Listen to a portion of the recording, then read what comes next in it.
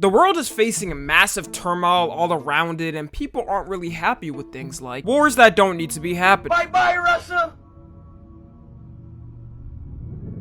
Inflation that turned a Little Caesars pizza from $5 to $10. It don't even be tasting good enough for this price. Little Caesars, y'all know you're wrong for this. People barely being able to afford to live. But all things considered, we're probably at the best moment in humanity compared to other times. Which is why we're gonna be looking at the worst times to be alive. Starting off with none other than Caveman Times. The name of it in general gives it away. Caveman Times. Them had to live in caves to survive the nights for slumber. Like, we consider the least you can have in life is shelter. Their shelter was a damp cave with all types of insects and bats flying around. You could barely around and risk sleeping because a 20-foot spider might bite your nuts off while you sleep. And could you imagine how sleeping in the winter would have been like? I know that rock bed felt like ice cubes. The typical day for a caveman is waking up and hoping you weren't eaten by either a saber-toothed tiger, a woolly mammoth, or Elon Musk. Then you had to go out and actually hunt for your food. And unless you're the liver king and hunting bulls then throwing a testes in your breakfast cereal, you probably don't do this. And the worst part too is that their weapons weren't even that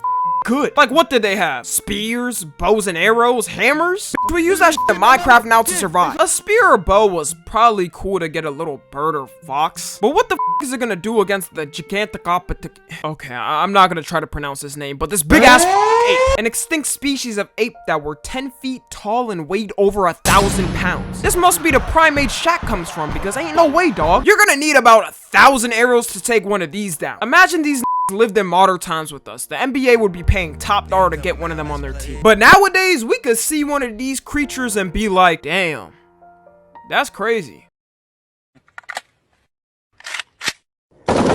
And boom, the species would be gone. You also gotta factor in weather too, because unlike today's tools where we can predict when anything is gonna happen, before they had to take a gamble if their village was gonna be up or taken by a tsunami in the middle of the night. I would turn into a villain if I woke up and the whole village was swept away except for me. And people talk about lifespan being low before modern medicine in the past, but imagine in caveman times. They'd be lucky if they celebrated their 18th birthday. Doing my inquisiting research with asking a question on Google, the average caveman lived to 20 to 25 years old, man. He was already considered unk at 12 years old. A caveman could just catch the common cold and everyone in the village already knew it was GG's. If my caveman homie caught the cold and gave it to me, I'm gonna have to spear his ass first before the cold takes him. Plus, since there was no hygiene like a Yu-Gi-Oh tournament, they were dying to basic things we prevent nowadays like tooth infections and ass aids. Well, I don't know about ass aids, but a leaf to wipe your ass had to have not been healthy. But the main reason I couldn't live back then, quite frankly, is because everyone was ugly as shit. Like, how am I supposed to be on my Kai Cenat, Duke Dennis, looks maxing, edge mewing, joking type of timing when I look like this? I just keep bashing my face against the wall and hope my proportions smooth out better like handsome Squidward. The next time we got is the medieval times. Now, there's a obvious reason I wouldn't survive because, well, let's just say I wouldn't be allowed in the town with the regular folks. But it's not like I'd want to because was not fun. Like, I know I already talked about hygiene with the caveman, but holy at least they died early. There were actual old people in the medieval times. Back then, they used to actually think it was healthier to not shower. Scientists were not the brightest creatures. They thought diseases were caused by smells, and if you took a shower, it opened up the pores for the disease to enter your body, which has got to be the dumbest conclusion ever, but hey, that's what you get on a diet of stale bread and moldy cheese. I also like me a nice toilet with the sea-ass temp set at 68 degrees Fahrenheit to set forth the environment for my bowels to erupt. But do you know what a medieval toilet looked like? It was a hole in the ground. And after people finished doing their business, they would just throw their outside. Imagine walking to school or work in the morning and you get hit by 5 pounds of diarrhea from above. And in medieval times, you better hope you don't get caught with doing a heinous act like being a traitor, being black, because their torture methods were out of pocket for no reason. If you're tapped into the historical side of YouTube, you've already seen how wild they could get. And the names give them away of the torture devices. Like, what type of joist object would be called the breast rip? The worst one to me is the rack, where they tied you to a mechanical device that rotates and slowly stretched out your body until every bone broke and you ripped in half. If they bring this back as a torture method, never in my life am I even attempting to do the pettiest crime. I'm gonna be the most stellar citizen the government has ever seen. I'll always make sure to cross the street on a crosswalk, and I'll always make sure to go exactly the speed limit, not risking. And it's not like they even did it for only extreme criminals. If you simply had a different religious belief, they was finna call you a witch and put you on it pronto. Honestly, I don't even know why you would even tell them you have a different for religious belief. Like, you just gotta be stupid. Also, people think politicians and world leaders are corrupt now, but could you imagine back then? You could probably give a king the wrong look, and if he's already mad that day, he'll just send you to be executed. And if I was a king, honestly, I'd probably do that too. Like, if I see some dude in the kingdom that looks handsome and might be a threat to my pulling abilities, I'm gonna have him executed. Game is game. And it's not like anyone was going against the king. If they tried, they would barely have a chance. You would try killing a king, a knight would stop you, then put you through the most excruciating torture to ever exist. Take him to Detroit. No! No! We also thought quarantine was bad and staying a year and a half or 2 years inside was excruciating. But in medieval times, they had the Black Plague and...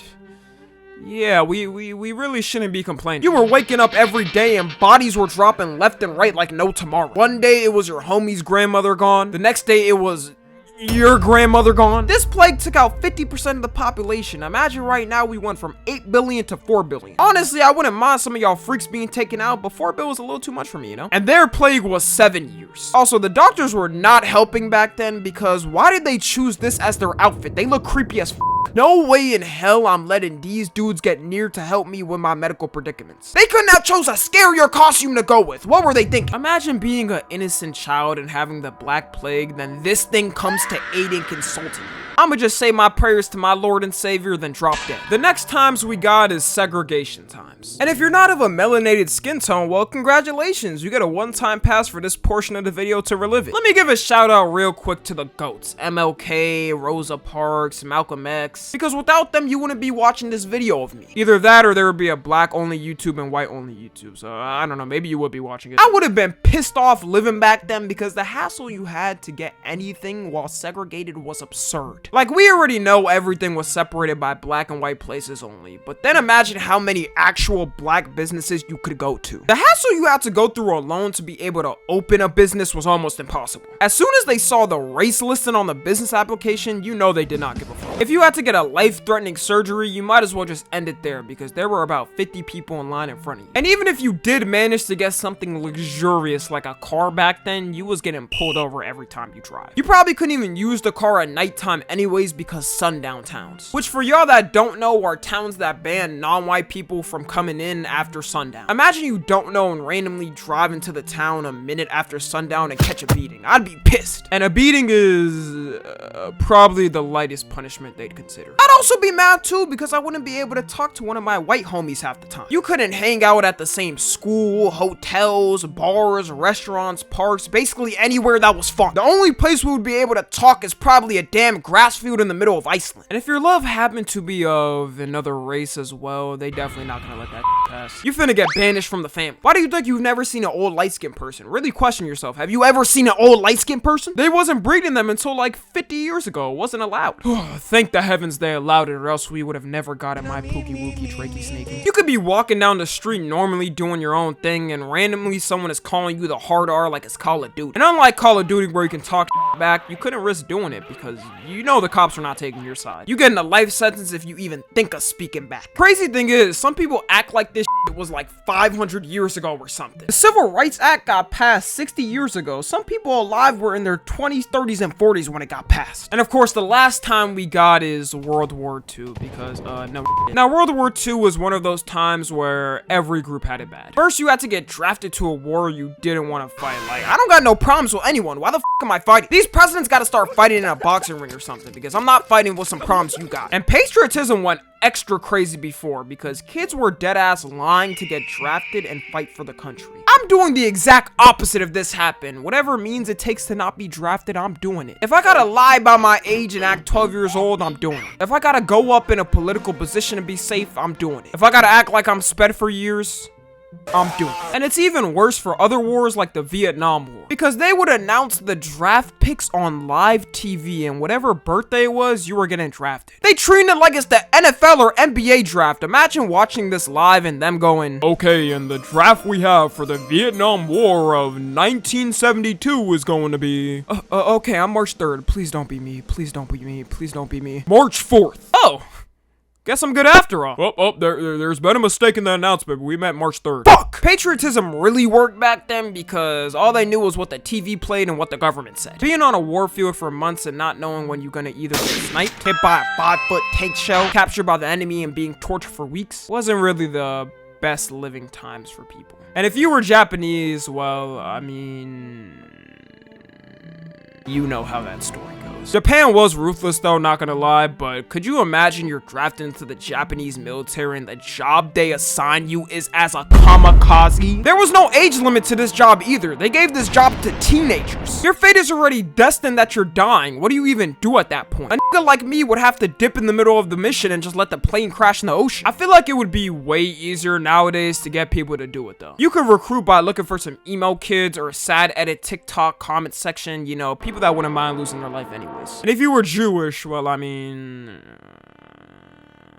you also know how that story goes. And after being forcibly drafted to the war, you'd come back home and still be broke. With all that PTSD you got, it was probably hard to work any job. You couldn't work in a restaurant because you get PTSD from oil popping from the fryer. You couldn't work a factory job because you get PTSD from all the loud machines. You couldn't work as a corn star because you get PTSD from all the clapping. And even if you do get paid, it's barely enough to scrap by. There's no reason we should have homeless veterans. So yeah, guys, even though the world isn't perfect and things seem like they're always getting worse, at least you didn't have to be a kamikaze pilot in World War II. I think that's the lesson here. Follow me on Twitter, Instagram, and TikTok. As always, I love you guys consensually. And until next time, I'm out.